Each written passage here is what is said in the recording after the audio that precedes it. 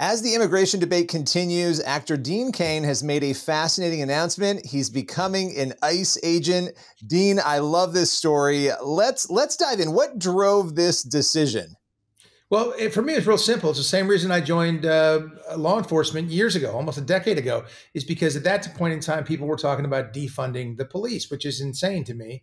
And, there are people who will scream about the police, oh, they're terrible, but the second their life is in danger, guess what they do? They call 911 and a hero shows up. Don't care about your religion, don't care what race you are, don't care about anything other than solving the issue, creating peace and security in our country. And the same thing is happening here. ICE agents are forced to have to mask up, hide their identities because people are doxing them. Attacks on ICE agents are up over 1,000% in the last year. It's crazy they're being vilified, and it takes good people stepping up and saying this is wrong, and joining up if need be. And in my case, it just turned out that joining up turned out to be the right thing. I put out a recruitment video for ICE. They're touting their benefits and the things they can do, and almost 100,000 patriotic Americans have applied for 10,000 positions, and it's wonderful to see. So I'll take all the hate that people want to dish to me online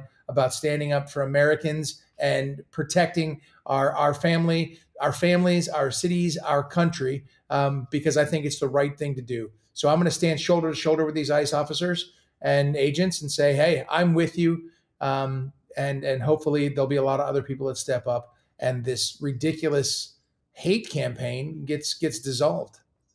Yeah, I mean, there's so much you just said that I want to dive into, but how far will you take this? Like, would you go out on raids? What if they ask you to do something? Is there a line for you where you're like, well, I don't want to do that? Or are you all in on this? I'll do whatever Director Lyons decides is right for me. But as it stands, looks like I'm going to be an honorary ICE officer. I'll probably do most of my work like I'm doing right now, defending our men and women of ICE. I'd love to go down to the border and get sworn in there. And I'd love to see our men and women in action and say thank you and document how wonderful they are. But if I'm a fully sworn deputy sheriff. I mean, I understand law enforcement.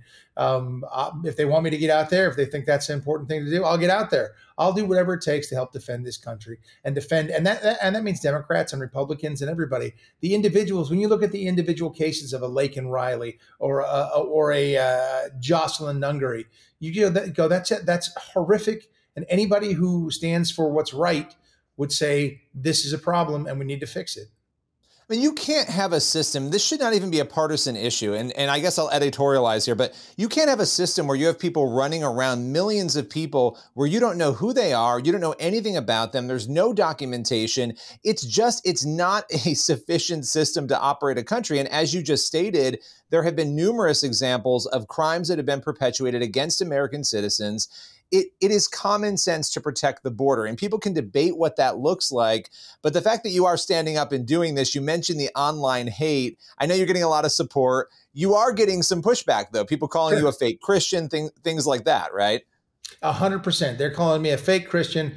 They're posting pictures of me when I was a little hevier. They're doing anything to make me look bad, telling me I dye my hair. I mean, it's ridiculous, the ad hominem attacks.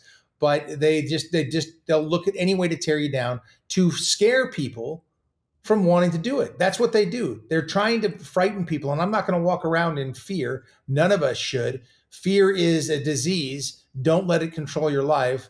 Do what you think is right. I'm not saying hurt other people or do anything of that nature, but do what you think is right. Stand up. Be that good Samaritan. Be that person who is trying to make things safer and better for people throughout this country and throughout the world, truthfully.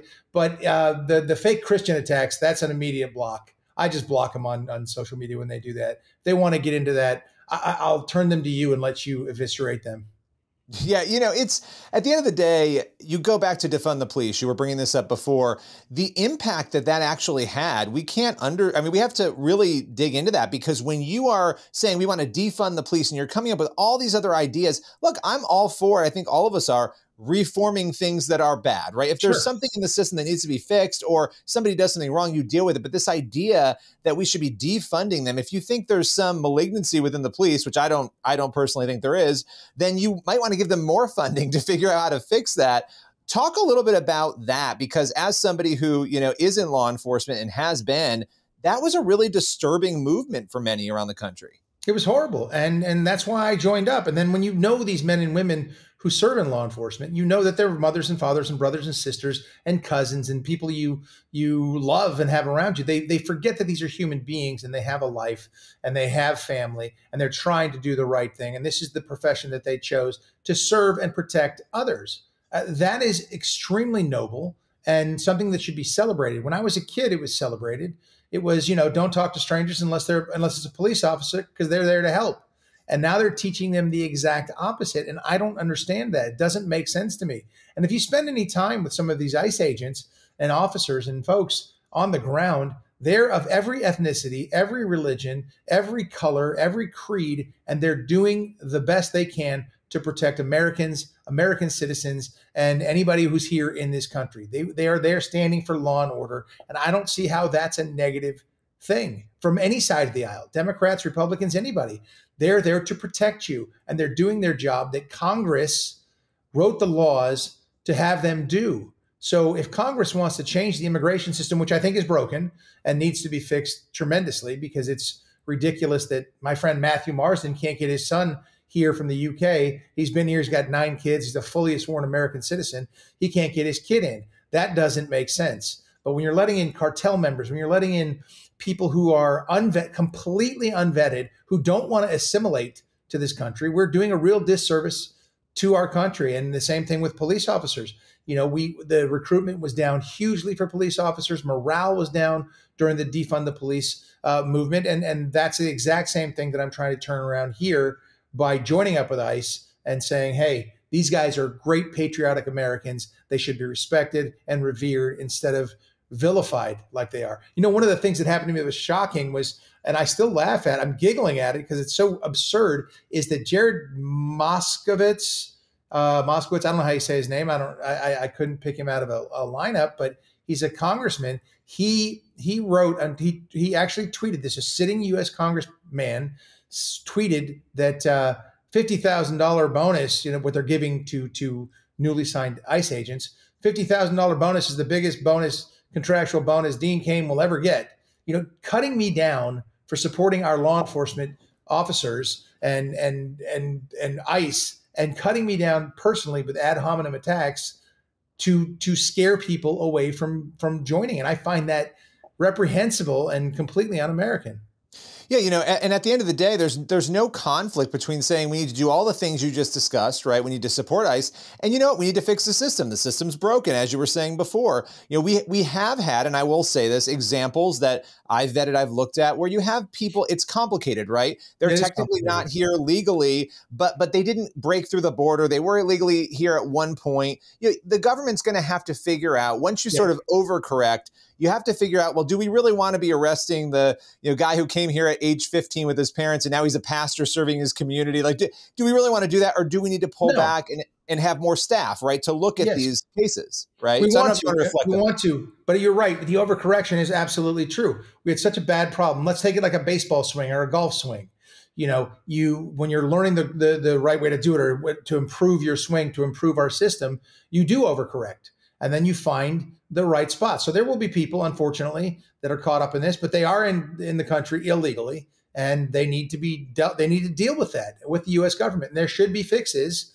And I believe, President Trump makes the way he negotiates is he'll make an outlandish statement or something strong, and everybody goes, oh my gosh, that's the worst. But then he always sort of course corrects and finds that middle ground. And I think he's genius in what he's been doing with tariffs, with trade, with creating peace throughout the world, not starting new wars, ending them preemptively and things of that nature. I think he's going to find the right balance here. And I think there are people who in this administration who I know very well and trust will do the right thing. And those cases where it's somebody who truly wants to be an American, who truly has assimilated to this culture and loves this country, that they don't get booted out. I'm sure they're going to find a middle ground. But if you're here illegally, you need to make it right. And also, if you're here illegally and you're just terrified of ICE coming to get you, they'll send you home. They'll give you $1,000. They'll send you home a free flight, $1,000 and a free flight to go back to whatever country you're a citizen of, and then you have the opportunity to come back here, reapply, and live the American dream. And that's a wonderful option. And millions of people have already taken up the government on that offer, and I hope millions more do. All right, so I want to ask you this because there's a lot happening right now, as you just stated. What has you most encouraged right now? When you look at the political landscape, it was a dark few years in a lot of people's minds, sort of watching, especially for conservatives watching. What has you encouraged at the moment? Well, President Trump is delivering on the promises that he ran upon. And as much as there's big pushback, I see tremendous course corrections in everything. Let's start with my business, Hollywood. There has been a tremendous course correction. We're in the process of it where, woke ideology is not permeating everything that we do. There's a faith and family arm of every single studio now because people want to see that kind of uplifting material. That's a wonderful thing. The border is closed. The president is signing peace treaties left and right down in Africa, where thousands upon thousands of people were being killed every day. I think you'll get a peace between Russia and Ukraine. You talk about the Pakistan, India, that they were into a big, possibly nuclear armed conflict. That's over. There's peace agreements everywhere. So I see things getting on the right track. I fully support this administration. They're slowly weeding out all the bad actors within the closet. And listen, I got a closet next door that I need to go through. And things are hidden deep in there. And I'm like, wow, I didn't know this was in here. There's a lot of that going in the government, but it's going to take a little bit of time to root it out. Great patriots like Kash Patel and Dan Bongino, who gave up $5 million a year to serve. These people are doing great work. And I do honestly believe that we are entering into a golden age of American prosperity and a golden age of peace in this world. And I think a huge part of that is because of President Trump and his leadership. I would argue that God had a hand in turning his head in Butler, Pennsylvania. That was a tipping point for so many and so much in this world. The lawfare that was being perpetrated against President Trump. I'm happy to see those people being brought to justice and some light shined upon that subject. I could go on, but I'm in a very optimistic mood, my friend. And I just think the future is very bright for both the United States and the world as a result. Yeah, I mean, you talked everything from politics to Hollywood there, and you have done so much in Hollywood. You've created a lot of projects, actually, that have been very uplifting in that faith and family space, and you've done it for a long time now, at a time especially when it wasn't popular, and it was popular among the audience, but it wasn't popular within Hollywood. Now suddenly Hollywood is jumping on board. It's got to be encouraging for you to sort of see that happen. You were an early adopter in that and creating that content. Any final words on that front? Because I do think it's been fun to watch that unfold. Well, you got to step up early. I understand the fear that people run around with to speak up. I can't tell you the number of positive comments I've received from people from all ilks. My friends across the aisle have reached out to me and said, explain to me what you're doing. I want to be able to know what's happening. So I think that's changing. But, being the first person to step up or among the first people doesn't make you popular. That's not a popular stance to take in Hollywood, but it's the right one. And I think history will show that I've always stood for and continue to stand for truth, justice, and the American way. And I believe in all of those things. Well, Dean Cain, that is a great place for us to close today. Appreciate your time. Thank you, Billy. Always a pleasure, sir. And nice talking to you.